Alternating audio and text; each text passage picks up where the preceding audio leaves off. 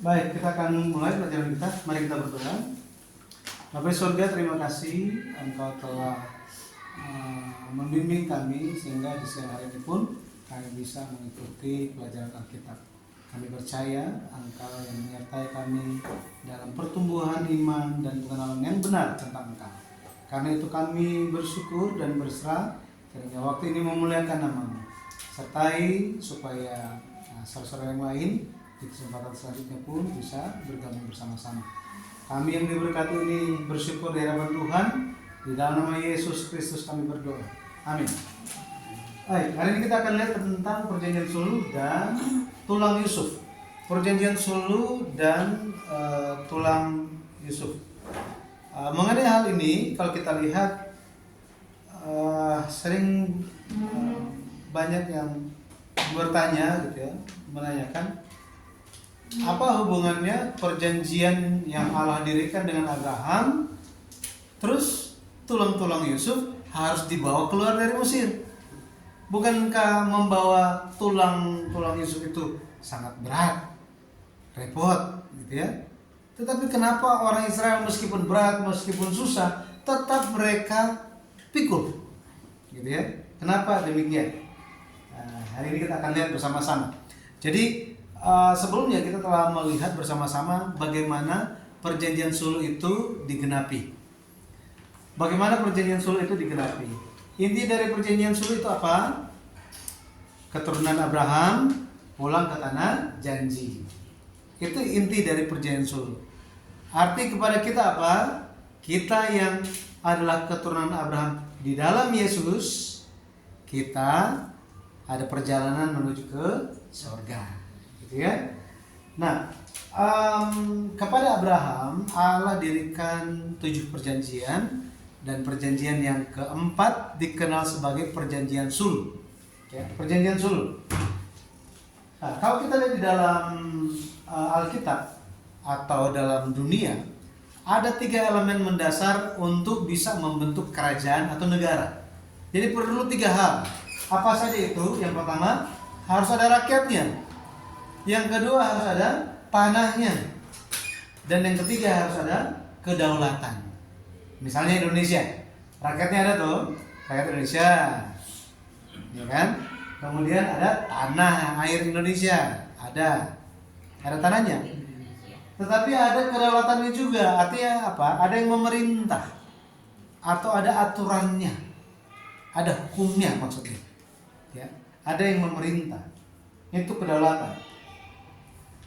Maka kalau kita lihat tujuan akhir dari perjanjian Sulu itu adalah apa? Itu adalah supaya kerajaan Allah itu bisa didirikan. Kerajaan Allah bisa didirikan. Nah, pada akhirnya ketika kerajaan Allah itu didirikan, perlu penduduknya. Penduduknya siapa? Itulah ada keturunan Abraham. Orang yang percaya, ya, orang yang percaya.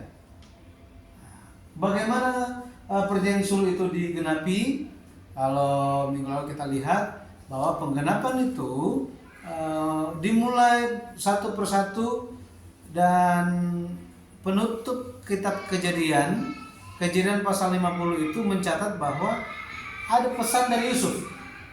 Ada pesan dari Yusuf sehubungan penggenapan perjanjian.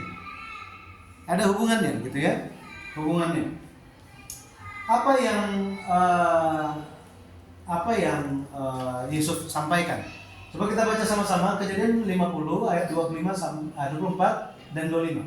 Kita baca sama-sama. 2, 3. Berkata Yusuf kepada saudara-saudaranya, tidak lama lagi aku akan mati. Tentu Allah akan memperhatikan kamu dan membawa kamu keluar dari negeri ini ke negeri yang telah dijanjikannya dengan sumpah kepada Abraham, Ishak, dan Yakub. Lalu Yusuf menyuruh anak-anak Israel bersumpah, katanya, tentu Allah akan memperhatikan kamu. Pada waktu itu kamu harus membawa tulang-tulangku dari sini. Jadi ketika berbicara tentang Tuhan akan datang melawat umat Israel di kemudian hari, di masa depan, jangan lupa bawa saya, katanya. Bawa saya juga pulang, gitu ya. Jadi pertanyaannya, kenapa ada orang yang mau berpesan demikian? Pesannya tentang tulangnya. Apakah pernah dengar tentang pesan terakhir ini? Pernah lihat orang yang meninggal kan? Mungkin sebelum mereka meninggal mereka bilang, jangan lupa tulang saya. Kebanyakan apa? Oh, masih banyak. Saya belum lakukan ini, belum lakukan itu. Kayaknya belum selesai ya. Banyak hal lagi. Tapi nggak ada yang bicara tentang tulang. Tidak seorang pun.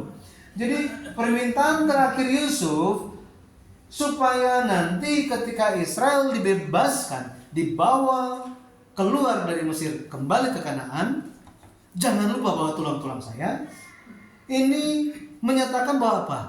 Yusuf percaya bahwa janji Tuhan itu pasti digenapi. Janji Tuhan pasti digenapi. Belum kelihatan kan? Belum kelihatan, tetapi percaya. Ada yang pernah ketemu dengan Yesus? Kita ketemu dalam firman kan? Belum pernah kelihatan muka dengan muka secara langsung. Kita juga belum pernah ke surga. Atau ada yang pernah ke surga dan balik lagi? Ya. Tetapi kita percaya dengan iman.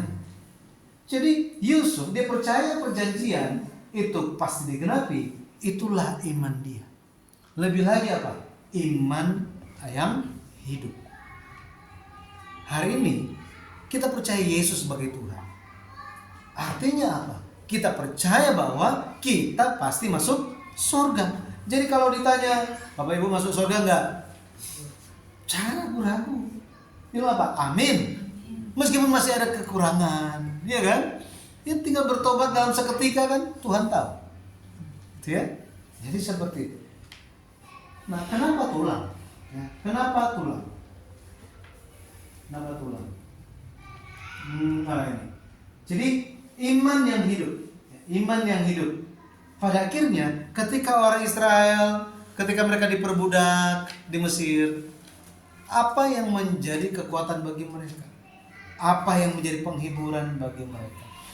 Apa yang menjadi pengharapan? Wah, lagi apa? Diperbudak, nggak dapat gaji yang sesuai, makanannya juga tidak sesuai, gitu ya. Susah kehidupan mereka ditindas. Apa yang menjadi pengharapannya? Yang menjadi pengharapan adalah tulang Yusuf. Setiap kali lewat di rumahnya keturunan Yusuf, oh iya di sini nih rumahnya nih. Dulu bapak di sini nih pernah bilang bahwa apa? Tuhan pasti akan datang bawa pulang ke tanah janji. Oh ya, oh ternyata kita jadi budak nggak untuk selama-lamanya, tetapi akan ada waktunya kita dibebaskan.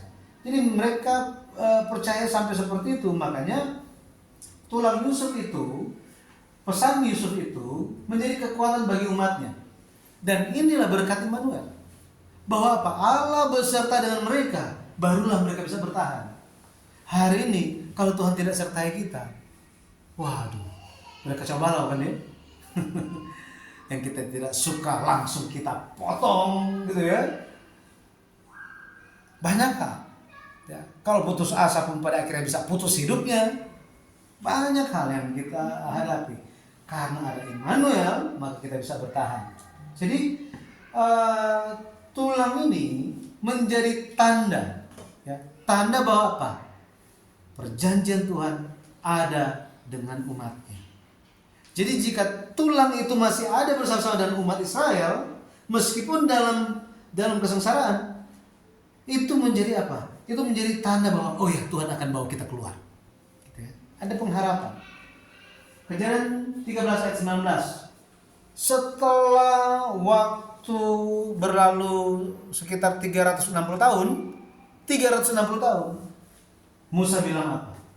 Kejadian 13 ayat 19 kita baca. 2, 3. Musa membawa tulang-tulang Yusuf, sebab tadinya Yusuf telah menyuruh anak Israel bersumpah dengan sungguh-sungguh, Allah tentu akan mengindahkan kamu, maka kamu harus membawa tulang-tulangku dari sini. Musa ingat. Ada yang ingat pesan nenek moyang kita 360 tahun yang lalu? Pak Lukas masih ingat pesan? Luhur. Udah lupa semua kan? Udah lupa semuanya. Tetapi Musa ingat mengenai hal itu. Karena apa? Tuhan membuat dia ingat. Keturunan-keturunan yang ingat dengan janji dengan sungguh-sungguh itu selalu ingat. Ya, mereka pegang itu. Pada akhirnya, kalau kita lihat situasi mereka itu adalah budak. Tapi Tuhan turunkan 10 tulah. Ya, 10 tulah ke Mesir. Pada akhirnya bisa keluar. Di zaman itu, ketika mereka keluar, itu keluarnya itu bukan kayak gimana, itu jangan lupa jangan lupa penggorengannya, jangan lupa ya. Oh itu jangan lupa dibawa juga. Oh itu ya batangnya jangan lupa. Oh itu yang sertifikat kita itu jangan lupa. Enggak seperti itu zaman dulu. Zaman mereka mau keluar dari Mesir, karena di malam itu juga mereka harus keluar. Mereka bagaimana? Ayo keluar. Siap semuanya. Suruh jalan. Kita ada berapa? 1, 2, 3. Loh, yang keempat mana? Balik lagi cari gitu. Ramai sekali. Bayangkan, 2 juta orang jalan di hari yang sama. 2 juta orang. Gimana? Ada kemungkinan anak hilang nggak? Ada kemungkinan. Jadi semua pusing dengan urusan masing-masing kan? Tetapi mereka masih ingat ini tulang-tulang yang seperti sudah mati. Buat apa kita bawa capek-capek? Kita biarin aja atau kan kita kremasi aja, kan tinggal dibawa-bawa, gampang. Tapi nggak boleh. Tetap dibawa. Luar biasa, ya, luar biasa. Kita bisa lihat bagaimana penggenapannya. Ya. Arkeologi berkata begini, bukan hanya dikeluarkan, kan Yusuf itu orang kedua di Mesir. Jadi dia itu orang penting di Mesir. Seperti itu pejabat tinggi orang keduanya Firaun. Nah, kalau pejabat, mereka kalau mati itu ditaruh di dalam kayu, peti kayu itu. Setelah dari peti kayu itu, mereka taruh dalam peti batu. Setelah itu ditutup. Itu yang dipikul. Bayangkan beratnya minta ampun. Catatan sejarah katakan beratnya sekitar 1 ton. Oh, mereka dorong-dorong. Itu didorong-dorong kan ada roda. Tanah perjalanan di padang gurun itu bukannya kayak aspal kayak sekarang. Tadi lihat tadi kan, banyak batunya dan mereka harus naik gunung, turun gunung, banyak batu, nggak ada jalan. Oh sekarang mau pergi kemana? Ke arah yang lewat sini, sini, sampai. Zaman dulu mau kemana? Kanan, oh lewat sini. Jangan lewat situ. Oh bukan lewat sini. Oh masih ada 2 jalan lagi. Kita udah belajar kan ya? 3 jalan versus 1 jalan. Jalan yang kedua, loh lewat lagi. Loh, kenapa kok nggak lewat sini? Oh masih ada jalan yang ketiga. Tiba-tiba mereka sedang jalan, Tuhan bilang apa? Putar balik. Akhirnya mereka jalan di tengah laut yang sudah dikeringkan oleh Tuhan. Apakah tengah laut itu semuanya itu kayak kolam renang? Itu juga ada naik turunnya. Ya? Jadi begitu sulitnya. Makanya nama-nama orang yang memikul peti Yusuf itu bahkan nggak dicatat siapa mereka. Mau pikul? Kenapa saya lagi? Yang lain aja. Bisa seperti itu, tetapi ini luar biasa orang ini. Mereka pikul itu 40 tahun di padang gurun. Terus apa? Setelah masuk tanah Kanaan, mereka pun terus membawa peti Yusuf itu, tulang-tulang Yusuf itu selama 16 tahun. Baru akhirnya mereka selesai. Mereka kuburkan di Sikem, gitu ya. Nah, ketika mereka di Gunung Sinai, mereka itu menerima juga satu, kalau bahasa asli itu peti yang lain. Peti, kotak. Kalau bahasa Indonesia peti. Musa, buatlah sebuah peti. Loh, buat apa Tuhan? Buat mau ditaruh 2 loh batu. Oh, itulah tabut perjanjian. Maka sejak Gunung Sinai mereka berjalan itu ada 2 peti yang memimpin mereka. Apa aja itu? Itu adalah peti mati Yusuf, ya, peti Yusuf yang ada tulang-tulang Yusuf. Yang kedua itu adalah tabut perjanjian. Inilah yang memimpin orang Israel sepanjang perjalanan. Sepanjang perjalanan di padang gurun. Ya. Sangat-sangat lama. Sampai apa? Sampai kapan? Sampai ya, tahun 1390 sebelum Masehi. Itu tahun ketika tulang Yusuf dikuburkan di Sikem. Tulang Yusuf dikuburkan di Sikem. Yosua 24 ayat 23 bicara mengenai hal itu. Nah, kalau kita lihat di perjanjian lama, di zaman itu tulang memiliki makna yang penting. Kembali lagi kepada pertanyaannya kan, kenapa tulang? Ya, bagi orang Batak memang penting tulang. Tulang. Om gitu ya, om, paman. Tetapi kalau kita lihat kenapa tulang itu begitu penting, Alkitab catat sampai-sampai ketika orang Israel sebelum mereka keluar dari Mesir, mereka harus makan domba Paskah, harus makan daging domba Paskah. Dan Tuhan kasih tahu cara makannya. Gimana cara makannya katanya? Ya, Keluaran 12 ayat 46 kita baca. 2, 3. Paskah itu harus dimakan dalam satu rumah juga. Tidak boleh kau bawa sedikit pun dari daging itu keluar rumah. Satu tulang pun tidak boleh kamu patahkan. Biasanya kalau kita makan itu gimana?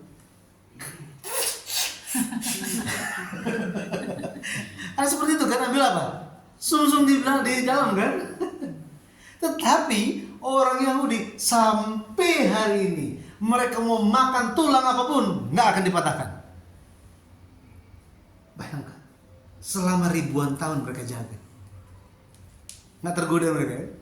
Makanya mereka nggak bisa akur dengan orang Indonesia. Orang Indonesia bilang, ini sayang sekali. Bahkan tulang itu begitu garingnya dihabisin tulangnya. Kucingnya kasihan, nggak kebagian. Ya. Tetapi tulang, mengapa itu sangat penting bagi umat Tuhan, bagi orang, bagi di zaman itu, gitu ya. Jadi kita lihat Yesus Kristus bagaimana dia menggenapi hal ini. Coba kita lihat mengenai ayat itu. Yohanes 19 ayat 36 kita baca. 2, 3.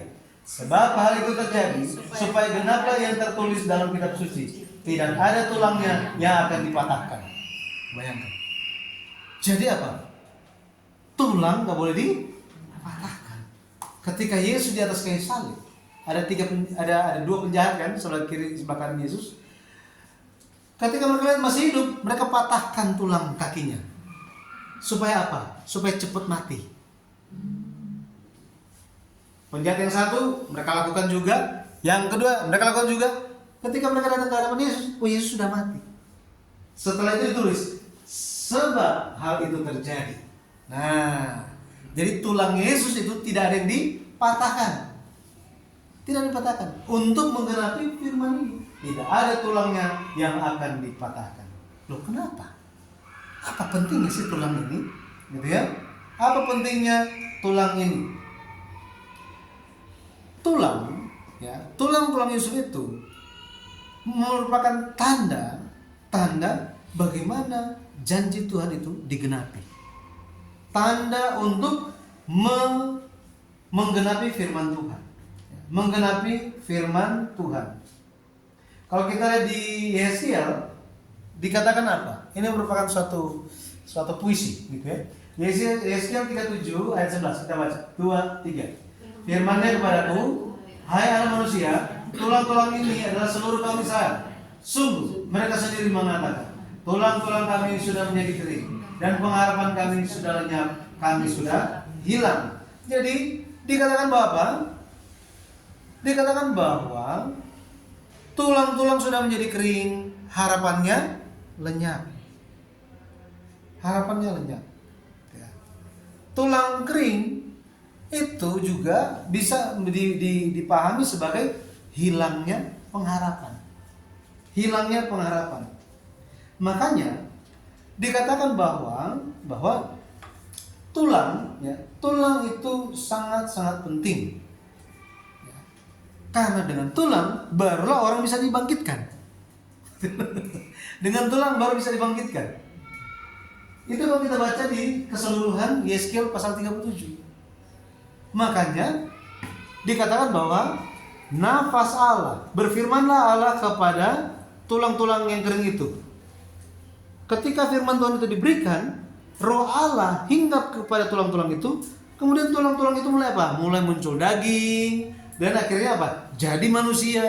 Kemudian mereka bisa bergerak dan jadi tentara. Jadi yang mulai dari tidak ada pengharapan, pada akhirnya bisa ada kekuatan hidup. Maka tulang itu sangat penting untuk bisa dibangkitkan katanya. Itu menurut Yeskiel 37, gitu ya. Makanya bagi orang yang percaya hari ini, ya jangan kremasi, gitu ya. Tuhan tidak mengajarkan itu. Ya terus gimana ya? Di luar, kalau misalnya keadaan di luar ini memang seperti apa gitu kan, atau seperti apapun itu, bukannya Tuhan nggak ada kuasa untuk membangkitkan, bukan. Tuhan ada kuasa, tetapi Tuhan tidak mengajarkan hal itu, gitu ya. Tuhan mengajarkan apa? Kubur, gitu ya, kubur, ya seperti itu. Nah, hukuman terberat, ya, hukuman terberat bagi orang Israel itu adalah mereka itu dirajam batu sampai mati. Lebih lagi dibakar. Tetapi hal dibakar itu menunjuk kepada hukuman Tuhan, kutukan Tuhan. Nah, seperti itu. Jadi ya simbol terputus dari Tuhan. Tulangnya habis, gitu ya, itu terputus dari Tuhan. Terputus dari Tuhan. Maka tulang dipercaya lama memiliki peran yang penting, ya, peran yang penting, disimbolkan sebagai kebangkitan, ya. Artinya apa? Artinya ketika Yusuf minta supaya tulang-tulangnya itu dibawa, dia percaya bahwa maut itu bisa dikalahkan. Bahwa iman yang dimilikinya itu pun sudah bisa mengalahkan maut. Dia mati kan?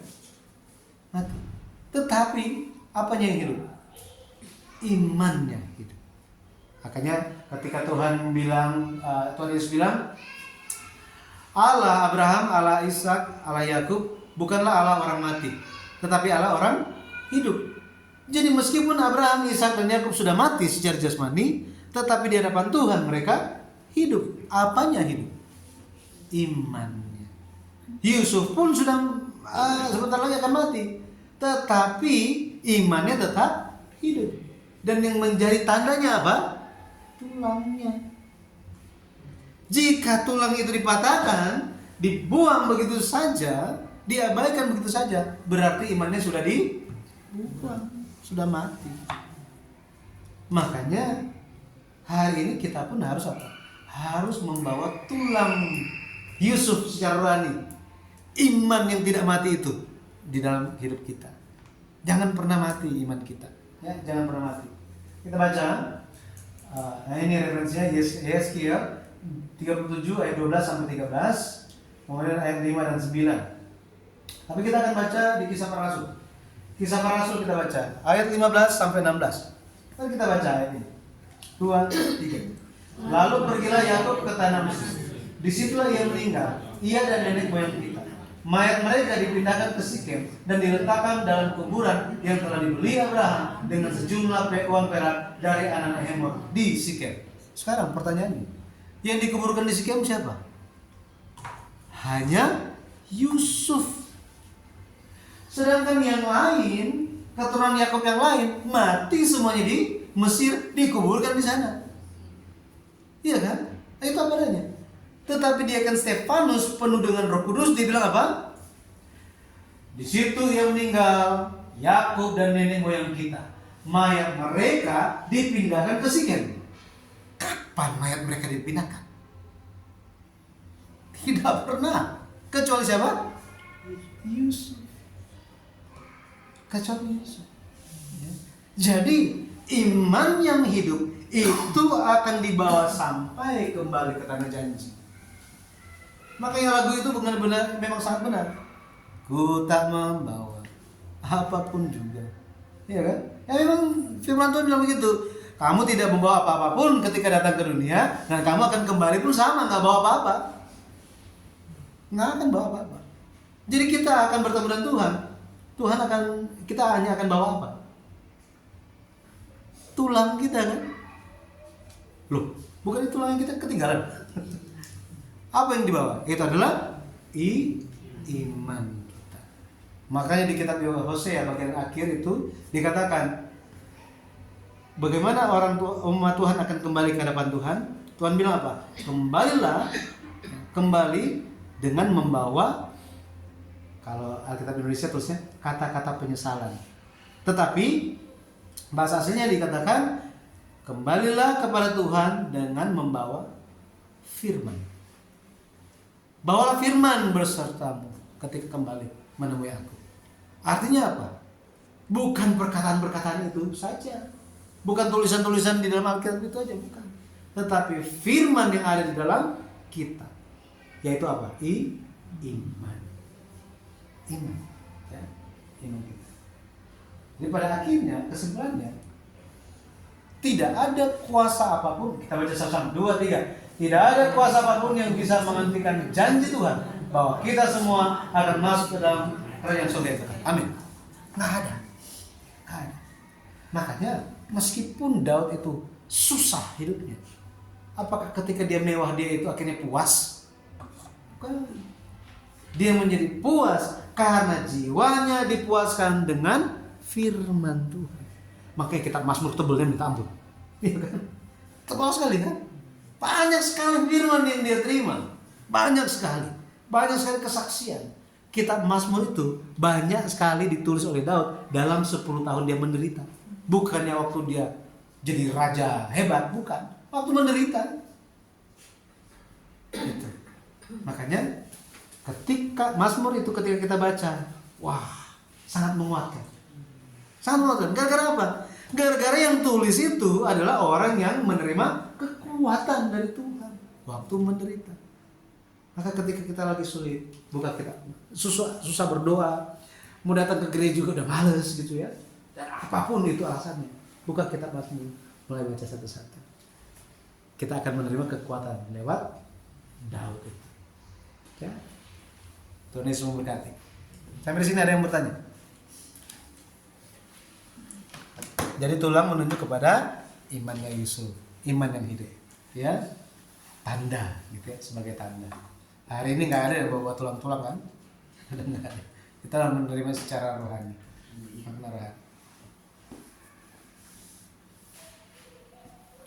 Ya,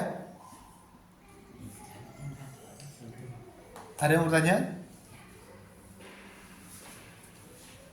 Belum? Saya yang bertanya. Jangan susah-susah tapi ya.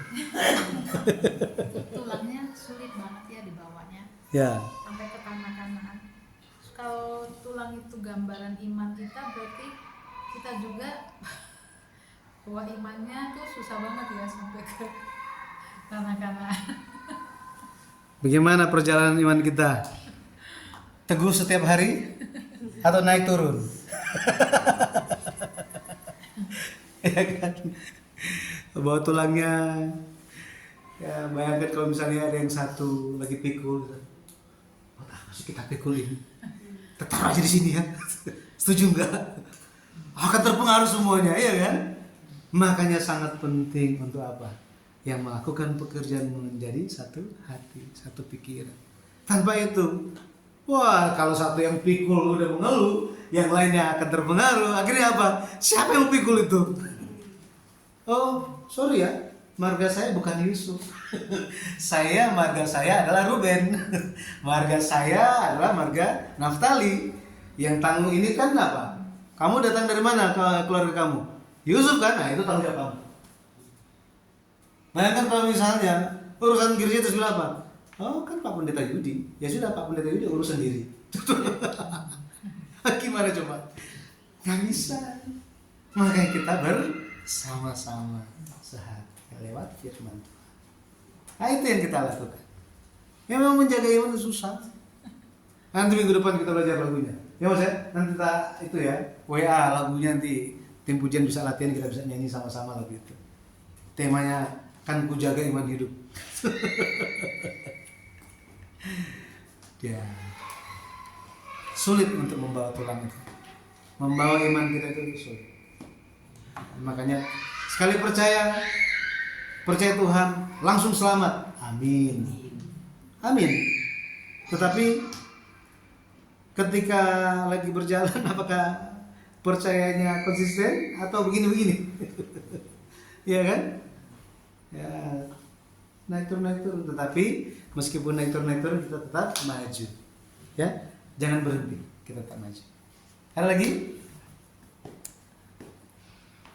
Ya, kita tutup dulu kalau begitu ya dengan doa Bapa kami. Bapa kami yang di sorga, dikuduskanlah namamu, datanglah kerajaanmu, jadilah kehendak-mu di bumi seperti di sorga. Berikanlah kami pada hari ini makanan kami yang secukupnya, dan ampunilah kami akan kesalahan kami, seperti kami juga mengampuni orang yang salah kepada kami. Dan janganlah membawa kami ke dalam pencobaan, tetapi lepaskanlah kami dari yang jahat. Karena Engkau yang punya kerajaan dan kuasa dan kemuliaan sampai selama-lamanya. Amin. Terima kasih.